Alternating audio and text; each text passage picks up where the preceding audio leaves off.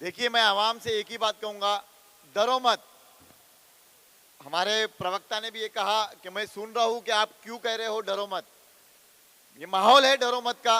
लेकिन मैं आपसे ये भी कहूंगा, असद साहब और अकबर साहब के साथ अतीक भाई ने मुझ पर भरोसा करके मुझे वार्ड नंबर 137 की आवाम के बीच में नुमाइंदगी करने का मौका दिया।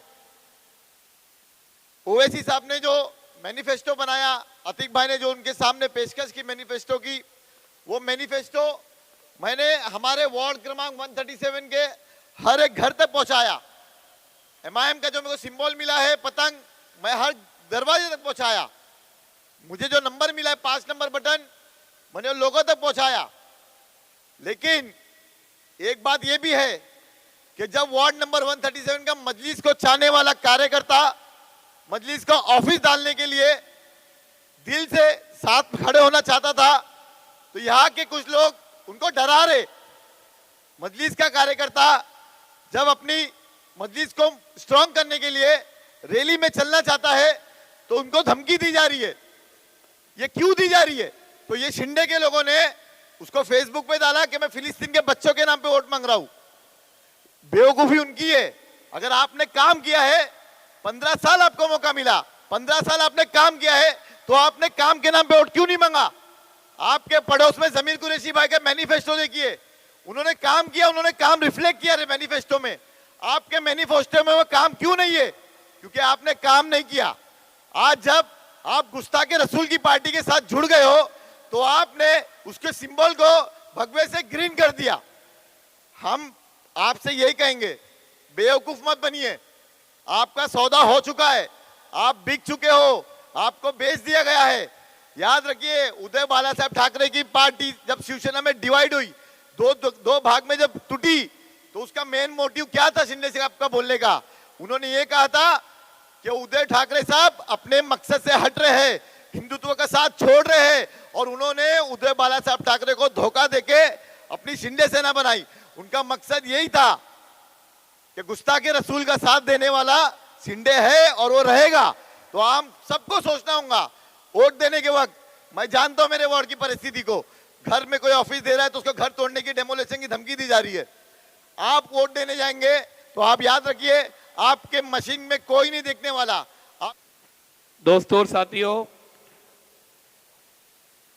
बहुत से वक्ता बोलने वाले हैं।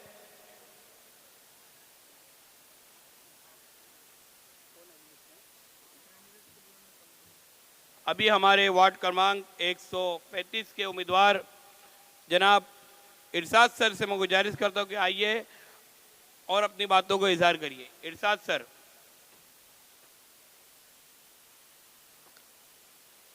यहाँ पे मौजूद तमाम आवाम, स्टेज पे मौजूद हमारे मेहमान, आप सबको मेरा सलाम, अस्सलाम वालेकुम। मैं इरशाद पेशे से एक शिक्षक हूँ, साथ ही साथ एक सोशल वर्कर भी हूँ। वार्ड नंबर 135 का रहीवासी हूँ। मैं बहुत बहुत शुक्रिया अदा करना चाहूँगा मजलिस का कि उन्होंने मुझे ये मौका दिया कि मैं अपने लोगों के लिए कुछ कर पाऊँ, उनकी खिदमत कर पाऊँ। क्योंकि पिछले 20-25 साल में कई सारे कॉरपोरेटर्स हमारे यहाँ पे आए, लेकिन हमारा वार्ड अभी भी बुनियादी जो चीज़ें उनको मिलनी चाहिए, बुनियादी जो फैसिलिटीज़ मिलनी चाहिए, अभी तक उससे वो वंचित हैं। अभी भी हमारे वार्ड में नाली की समस्या, रोड की समस्या, सुरक्षा की समस्या, यहाँ तक का नशा चरम सीमा पे पहुँच गया है। पिछली सभा में जब असद साहब आए थे तो हमारे वहाँ की एक जो बहुत बड़ी समस्या है, जो एक टीचर होने के नाते मुझे हमेशा दिखाई देती है, वो है हमारे यहाँ पे स्कूल की समस्या। इतने साल हो गए, कई साहेब साहिबा आए, वार्ड में कॉरपोरेटर की तौर पे काम किए, लेकिन उनके काम आज तक हम लोग को समझ में नहीं आए कि वो क्या करके गए। जब वो नाली, रोड, गटर की समस्या नहीं दूर कर पाए तो हमारे यहाँ के जो बच्चे हैं उनके भविष्य के लिए वो स्कूल की समस्या कहाँ से दूर कर पाते।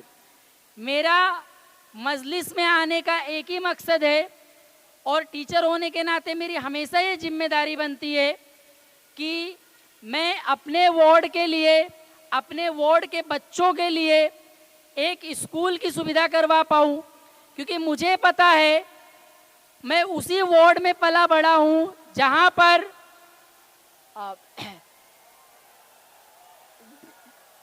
आप लोग से गुजारिश है कि आप लोग यहाँ पर भी ध्यान दें। मुझे पता है आपको जिस चीज़ का इंतजार था वो तो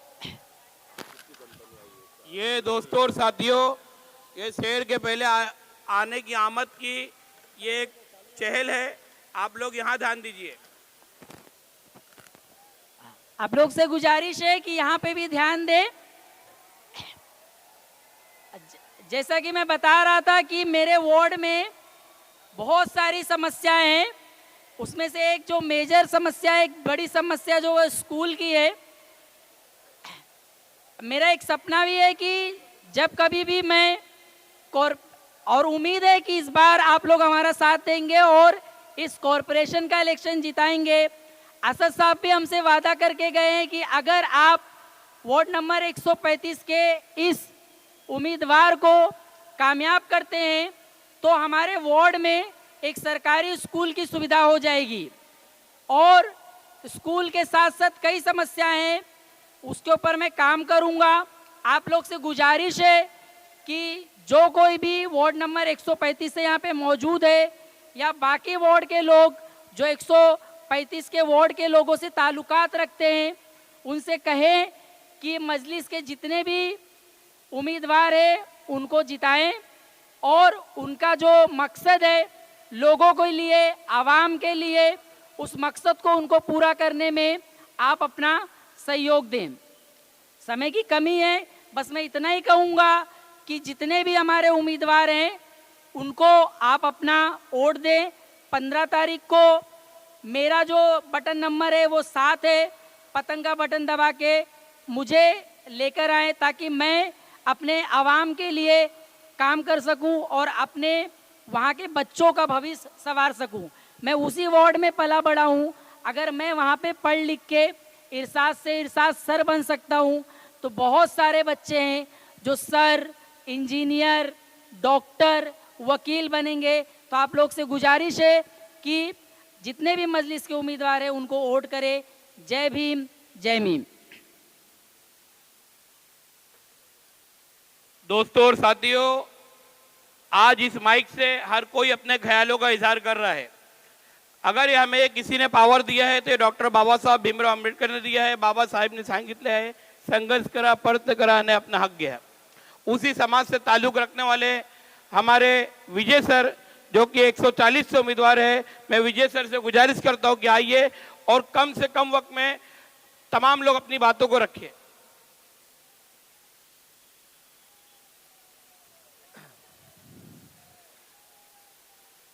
बैरिस्टर असदुद्दीन ओवैसी साहब, हबीब मिल्लत अकबरुद्दीन ओवैसी साहब, हैदराबाद के एमएलए बलाला साहब और डायस पे जितने भी, मैं सभी का नाम नहीं ले सकता हूँ, हमारे महाराष्ट्र के general secretary Atiq Ahmad Khan sir, और मैं जिस वार्ड से आता हूँ वार्ड नंबर 140, वार्ड नंबर 140 से हमारे साथ जो खड़े, हमारे साथ जो लड़ते हैं लोगों से हमारे हक के लिए, हमारे अलीशाद भाई, और डाइस पे जितने भी लोग, जितने भी वक्तागण, कैंडिडेट्स बैठे ऑन द डाइस और ऑफ द डाइस, जो पब्लिक है, जो जनता है, सभी को मैं सलाम करता हूँ। सलाम वालेकुम और जय भीम। आवाज आने दो। सलाम वालेकुम, जय भीम, जय भीम। आपके सामने मैं कुछ ही चीजें रखता हूँ, जैसे कि वार्ड नंबर 140 में, वार्ड नंबर 140 से मैं उम्मीदवार हूं, तो वार्ड नंबर 140 में लोगों की तकलीफें क्या है।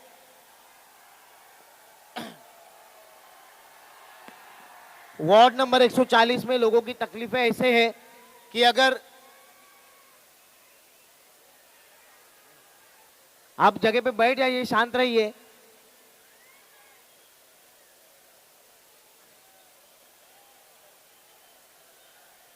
आप लोग सभी लोग से गुजारिश है कि आप लोग बैठ जाइए।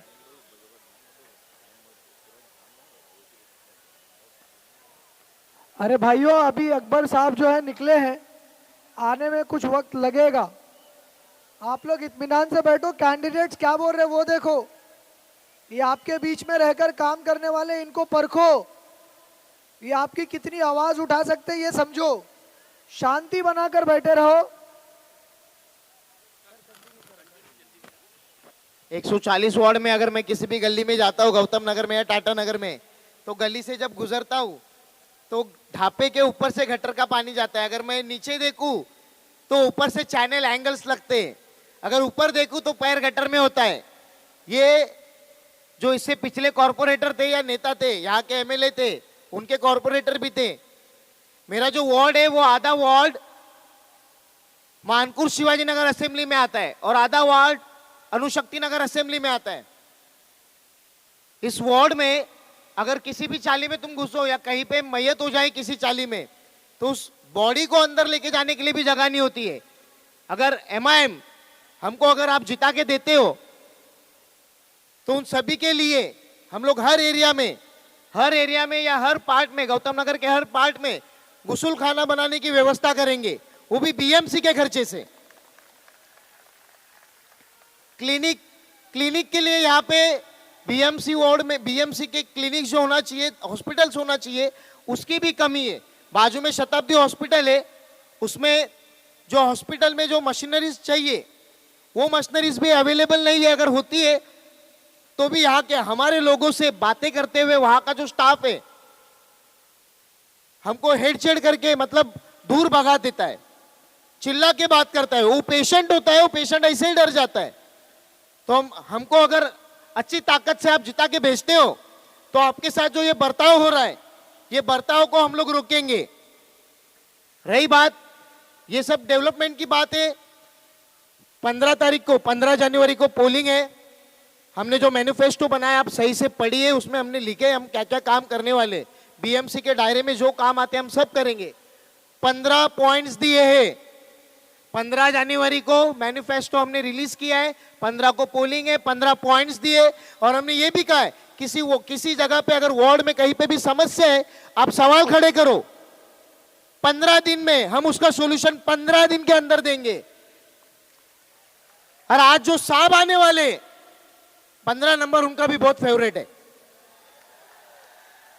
सिर्फ 15 ये एक कोइंसिडेंट है कि साहब आने वाले 15 को पोलिंग, 15 मुद्दे, 15 दिन के अंदर सॉल्यूशन।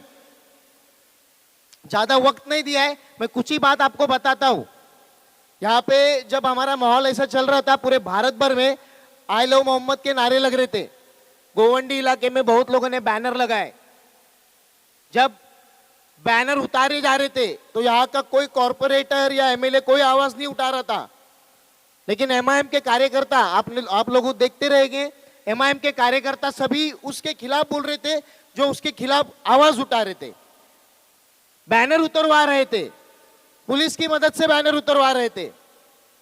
और हमारे किसी कार्यकर्ता ने, या हमारे नहीं, उन्हीं के कार्यकर्ता ने यहाँ के एमपी को कॉल किया। आप लोग सब लोग देखते, तो उन्होंने कहा तुम्हारे में दम है तो बात करो, तुम्हारे में दम है तो तुम लोग करो जो करना है।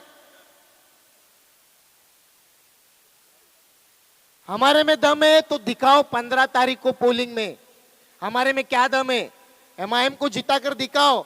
और अगर इंशाल्लाह एमआईएम अगर यहां से आती है तो कोई तुम्हारा बैनर हटाएगा नहीं। बाबा साहब को संविधान असेंबली में कांग्रेस के नेता आने नहीं दे रहे थे। वल्लभ भाई पटेल बोलते थे बाबा साहब के लिए कॉन्स्टिट्यूशन असेंबली में दरवाजे ही नहीं खिड़कियां बंद है। बंगाल के मुस्लिम लोग, नमोशूद्राय जाति के लोग, सिख लोगों ने नंगी नंगी तलवारें निकाली थी। महाराष्ट्र से इतना सपोर्ट नहीं मिल रहा था, कांग्रेस पूरी ताकत लगा रही थी बाबा साहब को हटाने के लिए। लेकिन बंगाल से मुस्लिम लीग ने, मुस्लिम लोगों ने सिख लोगों ने नंगी नंगी तलवारें निकाली कि बाबा साहेब कॉन्स्टिट्यूशन असेंबली में जाना चाहिए, और बाबा साहेब गए, मुस्लिम लोगों ने साथ दिया। और मैं तो बाबा साहब के पैरों की धूल भी नहीं हूं, मैं भी बाबा साहब का बच्चा ही हूं। मुझे भी आप चुन के दीजिए और आपके वार्ड का विकास एक पढ़े लिखे के हाथ में दीजिए। गुंडे मवाली नशा बेचने वालों के हाथ में दोगे तो बच्चे भी वैसे ही मिलेंगे। तो ये सब चीजें याद रखिए। और हम लोग डेवलपमेंट के ऊपर मतलब सभी लोग बात करते, नशे के ऊपर सभी लोग बात करते। इलेक्शन नहीं था तो भी AIMIM की पूरी टीम नशे के खिलाफ थी। सिर्फ चुनावी मुद्दे लेके या चुनावी वक्त पे हम लोग नहीं आए। आप लोग सभी इन मुद्दों का याद रखो और एक बार सभी लोग नारा लगाओ, क्योंकि वक्त कम दिया गया है। सभी लोग नारा लगाइए, जय भीम, जय भीम, जय भीम। आने वाली 15 तारीख को याद रखिए। और मैं जो वार्ड से आता हूं उस वार्ड के लिए बटन नंबर 8 है और पतंग का निशान है, ध्यान रखिए। धन्यवाद।